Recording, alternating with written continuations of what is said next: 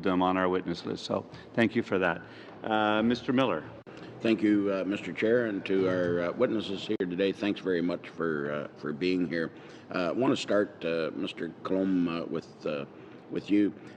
You appeared before us Senate Committee on National Security and Defense, and afterwards you issued a statement where you recognized some statistics regarding current intelligence on individuals, and I believe that statement said that CSIS is aware of approximately 180 individuals who have traveled from Canada to participate in terror activities abroad, and you're also aware of approximately 60 individuals, that's probably changed a bit, who have returned home from abroad. So I have three questions on that. Number one, why haven't these individuals been arrested? Two, are there ongoing investigations on those individuals? And what is the evidence threshold to detain them? Thank you for the question. Sorry, but actually, two of the three questions are more law enforcement, so for the Commissioner. In terms of it's a second question, though, in terms of ongoing investigation, I've also testified that I'm talking about the 60 returnees, it's important to understand that a returnee, somebody coming back from overseas who participated in terrorist-related activities, pose a potential threat because they're not all the same. Some of them will come back and just go back to normal life. Some will continue to be engaged in threat-related activities. So we have ongoing investigation on some of them, but again, it depends on the type of activities they're involved since they came back. Would it be half of them that investigations? Do you have any numbers? Not off the top of my head. I couldn't say of the 60 how many are. Sure, fair enough. Mr. Paulson? So we'll investigate anyone for whom we have a reasonable suspicion that there is a criminal offense being committed. Mm-hmm. The threshold for bringing charges, though, is a different question.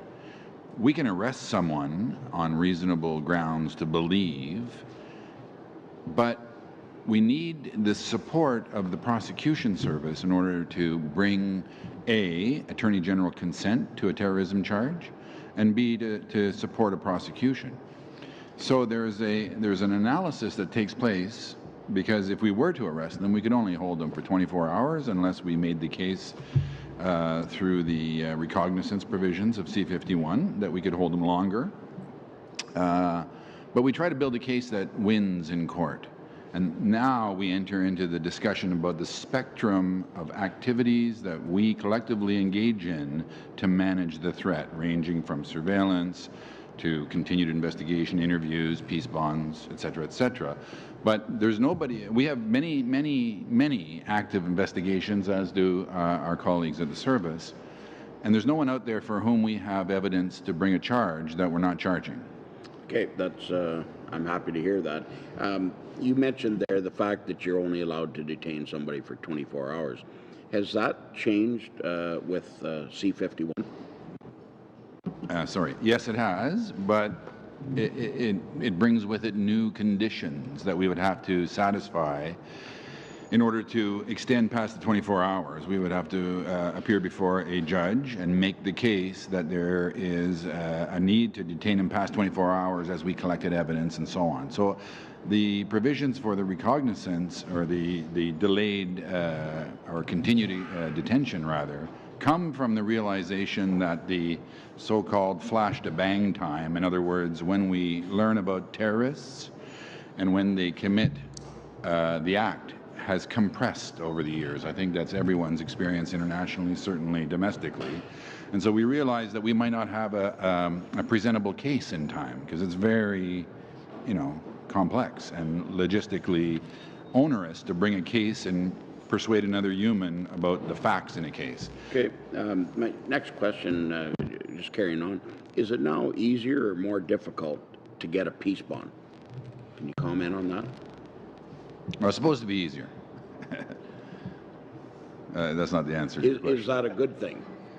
Well, it's supposed to be easier, but I think great care has to be taken in terms of how it is a good thing. I think it is a good thing. As I said once, in the right circumstances, it's the only pre-charge sort of control that the state can exercise over a suspect, right? Short of recognizance or if there was a conviction over a probation order and so on. I think it's a good thing. I think that it's not well understood by Canadians.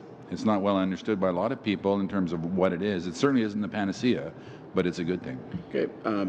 After Louise Vincent, which is sister of Warrant Officer Patrice Vincent, who was killed, I believe, in the Montreal area, she appeared before the Public Safety Committee, and she stated that the RCMP had not been able to get a peace bond against Martin Couture-Rouleau due to a high evidence threshold. So has that changed? Is that true?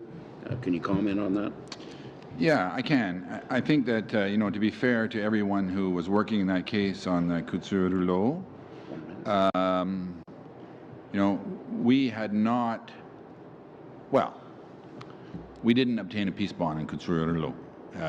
And I think it's easier since then to get a peace bond. Certainly the threshold has changed. I mean, the C-51 provides for a lesser threshold, which is a reasonable fear. Okay, I'm running out of time. There's a private member's bill before the House to define variant, which is named 97 times in the Firearms Act. Would that bill be helpful to the RCMP? I don't know. I can't answer that. I'm not in a position to answer that. One last quick question. Just going back to what we were discussing just before that last question, would Officer Vincent, in your opinion, still be alive had Bill C-51 been in place? Yeah, I don't think I can answer that either. Okay. Am I 12 seconds? I'll just, the reason I asked that is because a couple people in law enforcement had said as much, and it might have been opinion, but I just wanted to hear your answer on it. Thank you.